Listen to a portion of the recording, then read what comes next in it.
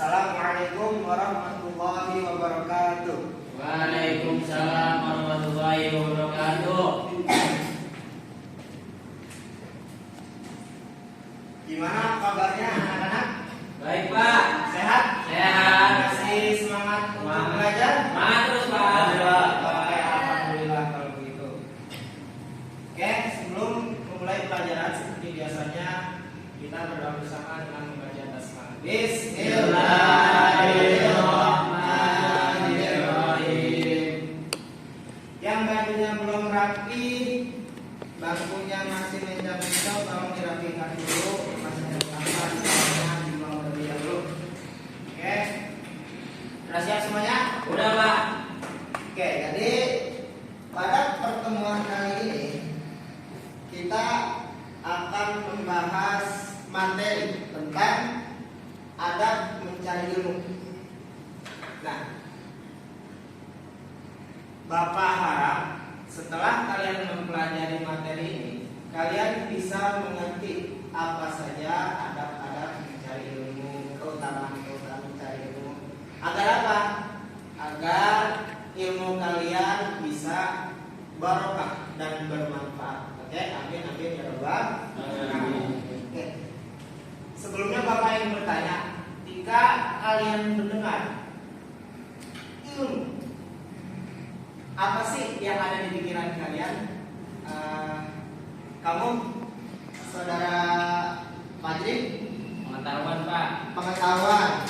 Oke, bagus. Saudara Muti, apa sih yang kamu pikirkan tentang ilmu?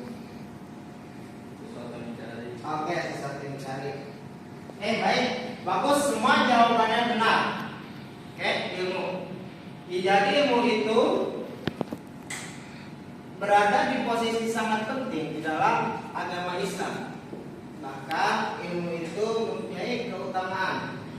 Nah, kita akan mempelajari adab-adab untuk mencari ilmu ini agar ilmu ini bisa bermanfaat dan barokah. Yang pertama, seperti biasa kita membaca tilawah ayat Al-Quran yang akan kita pelajari bersama-sama. Buka di bukunya masing-masing Al-Quran surat At-Taubah ayat 122. Coba dibuka ya bukunya masing-masing. Ya Pak. Udah? Udah. Kita baca bersama-sama. Tahun dulu. A'udzu billahi minasy syaithanir rajim. Bismillahirrahmanirrahim. Wa ma kanal mu'minuna liyanfiru kaffah. Falaula nafara min kulli firqatin minhum ta'ifatul liyatafaqahu fid din wa liyunziru qaumahum idza raja'u ilaihim la'allahum yahzarun. Oke, saudara Muti, silakan dibaca ya. Baik Pak, yang artinya dan tidak sepatutnya orang mukmin itu semua pergi ke medan perang. Mengapa sebagian dari setiap golongan di antara mereka tidak pergi untuk memperdalam pengetahuan agama mereka dan untuk memberi peringatan kepada kaumnya jika mereka telah kembali agar mereka dapat menjaga dirinya. Oke, terima kasih saudara Muti. Nah, jadi dijelaskan dalam ayat ini, waktu itu para umat muslim ini pergi ke medan perang. Nah, ada sejumlah orang yang tidak ikut berperang karena sedang mengajarkan ilmu waktu itu di padang pasir. Ada beberapa orang munafik yang mengatakan ada beberapa orang di padang pasir yang tinggal tidak ikut berperang. Celakalah orang-orang yang di padang pasir itu. Nah, sebab terjadinya peristiwa ini, maka turunlah ayat ini. Maka mu'minuna liyanfiru kaffah. Dan tidak sepatutnya orang-orang mukmin itu semuanya pergi. artinya tidak seharusnya semuanya ikut berperan. Jadi membagi tugas. Ada juga yang mengajarkan ilmu tetap belajar. Nah, jadi di dalam ayat tersebut mengisyaratkan tentang wajibnya pendalaman agama dan bersedia untuk mengajarkannya. Nah, di sini bukti bahwa ilmu itu sangat penting, bahwa ilmu itu juga harus dipelajari, tidak semuanya harus ikut berperang pada zaman itu. Nah, di sini kalian perhatikan Bapak sudah menyiapkan poin-poin untuk menjelaskan apa saja keutamaan menuntut ilmu dan juga adab-adab di dalam menuntut ilmu. Dan hadis dikatakan kalau ilmu fariidatun ala kulli muslimin wa muslimah. Jadi menuntut ilmu itu hukumnya wajib. Hukumnya wajib, berarti tidak boleh ditinggal. Definisi wajib itu harus dikerjakan. Jadi menuntut ilmu itu hukumnya wajib, harus dikerjakan. Nah, keutamaan orang yang menuntut ilmu ini sebenarnya ada banyak. Bapak akan menjelaskan yang ada di PowerPoint bisa. Yang pertama, keutamaan orang yang menuntut ilmu adalah diberi derajat yang tinggi di sisi Allah. Dalam Al-Quran dikatakan yarfa'illahu alladziina aamanu minkum walladziina utul ilma darajat. Nah, orang yang diangkat derajatnya oleh Allah itu bukan orang yang beriman saja, tetapi juga orang-orang yang berilmu. Jadi orang yang beriman yang berilmu itu akan diangkat derajatnya oleh Allah Subhanahu wa Ta'ala. Nah, yang kedua merupakan sedekah yang paling utama.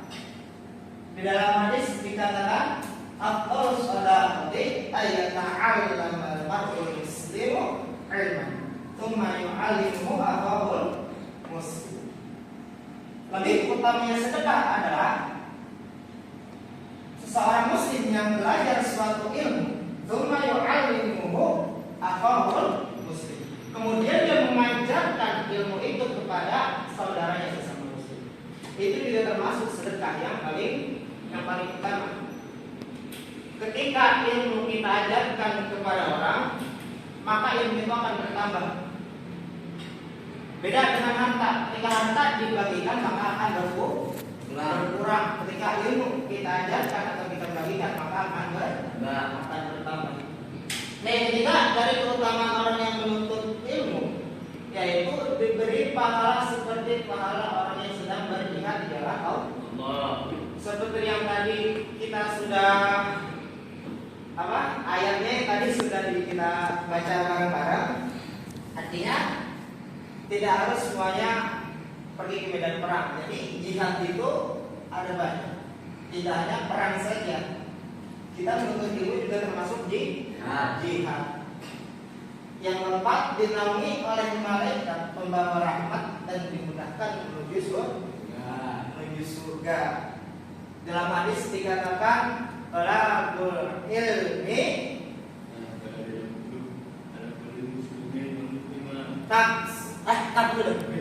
Jadi yang keempat dinaungi oleh malaikat pembawa rahmat dan dimudahkan menuju surga. Di dalam hadis dikatakan talabul ilmi tabsutu lahul malaikatu najhatiha.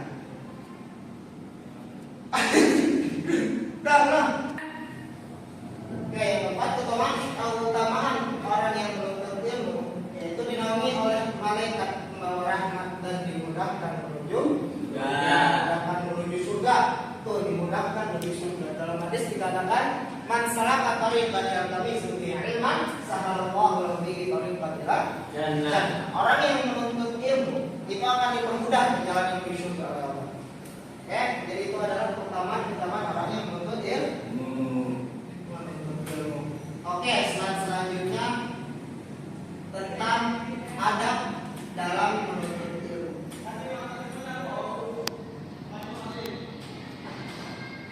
Yang pertama, di sini niat yang ikhlas. Banyak dari kita yang kadang berpikiran menuntut ilmu, tetapi niatnya masih ada salah. Kita harus urutkan niatnya dulu, tata hati kita dulu, biar yang ikhlas. Niat yang benar seperti apa? Ingin mencari ridha Allah yang pertama, dan menghilangkan kebodohan. Pak, saya ingin mencari ilmu, ingin mengalahkan ustadz di rumah saya. Tidak boleh. Tidak boleh niat mencari ilmu seperti itu. Pak, saya ingin mencari ilmu biar dipandang orang, biar dibilang hebat. Tidak boleh. Oke? Mencari ilmu harus dengan niat yang ikhlas, dengan niat yang lurus. Yang kedua, beradab dengan orang yang memberi ilmu. Dengan orang yang memberi ilmu pasti beradab dengan seorang guru. Itu sudah menjadi suatu kewajiban bagi kita sebagai seorang guru. Jangan pernah sekali-sekali. Pak, izin kamar mandi Pak. Iya, siap. Jangan pernah sekali-sekali menyakiti hati seorang guru. Akan tidak berkah dan bermanfaat nanti. Apa? Ilmunya yang kita pelajari akan tidak Yang keempat, tulis setiap yang dipelajari. Ilmu itu bagaikan hewan buruan. Berarti harus kita ikat, harus kita tulis dengan pena di buku. Harus kita ikat dengan kita tulis. Ya saudara hadirin. Yang ketiga, rendah diri. Selanjutnya rendah diri. Jadi jika kita sudah mempunyai ilmu, kita sudah menuntut ilmu, jangan pernah merasa lebih mulia dari orang lain. Harus menanamkan sikap tawadu, tanamkan dalam diri kalian. Harus rendah diri, oke? Nah, setelah ini Bapak akan memberikan tugas berkelompok oleh kalian. Di sini kan hanya disebutkan beberapa saja ya, yang lebih banyak ada dalam menuntut ilmu. Sebenarnya ada banyak sekali. Nah, nanti Bapak akan bagi satu kelompok 3 orang untuk menuliskan minimal 3 adab dalam menuntut ilmu. Nanti jadi bikin satu kelompok 3 orang. Nah, sampai sini masih ada yang perlu ditanyakan atau belum dipahami? Sudah jelas semuanya ya? Oke. Jadi langsung bikin satu kelompok 3 orang. Oke, jadi nanti tugasnya per kelompok itu dikumpulkan. Kita akan presentasi setiap kelompok nanti untuk pertemuan besok tadi ya. Oke, nanti dikumpulkan dulu sekaligus setoran ayat hafalan. Oke, seperti biasa untuk pertemuan besok sekalian setoran hafalannya. Ada yang masih ingin ditanyakan? Enggak ada. Cukup. Oke. Mantap. Pembelajaran kita pada hari ini dari ilmu yang bermanfaat. Oke, saya kira cukup sampai di sini. Mari sama-sama kita tutup dengan membaca doa kafaratul majlis. Subhanallah.